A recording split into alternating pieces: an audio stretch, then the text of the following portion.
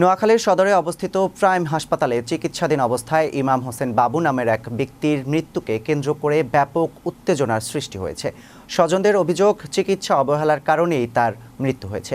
তবে হাসপাতাল কর্তৃপক্ষ অভিযোগ অস্বীকার করেছে। মঙ্গলবার রাত 10টার দিকে নোয়াখালীর সদর উপজেলার প্রাইম হাসপাতালে চিকিৎসাধীন অবস্থায় তার মৃত্যু হয়। নিহত ইমাম হোসেন বাবু সেনবাগ উপজেলার কেশরপাড়া ইউনিয়নের ৩ নম্বর ওয়ার্ডের খাজুরিয়া গ্রামের বাসিন্দা এবং 2 সন্তানের জনক। স্বজনদের দাবি, অসুস্থ অবস্থায় হাসপাতালে ভর্তি করার পর যথাসময়ে প্রয়োজনীয় চিকিৎসা দেওয়া হয়নি। চিকিৎসকদের অবহেলা ও দায়িত্বহীনতার অকপটেই ইমাম হোসেন বাবুর মৃত্যু হয়েছে বলে অভিযোগ করেন তারা। এই ঘটনায় ক্ষুব্ধ স্বজন ও স্থানীয়রা হাসপাতাল প্রাঙ্গণে বিক্ষোভ করেন এবং দায়ীদের বিরুদ্ধে দৃষ্টান্তমূলক শাস্তির দাবি জানান।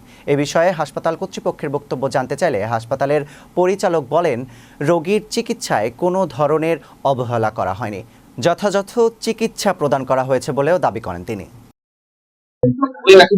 আমি এখানে আসলাম এবং এখানে যে প্রাইম হাসপাতালে যে ডিসিস্ট তাকে দেখলাম এবং আত্মীয় স্বজন তাদের বক্তব্য শুনেছি, ডাক্তারের বক্তব্য শুনেছি এবং একই সাথে যে হসপিটাল ম্যানেজার তারও কথা শুনেছি। তো এনাদের অভিযোগের তীরটা হচ্ছে ম্যানেজার শিপনের দিকে, ঠিক আছে।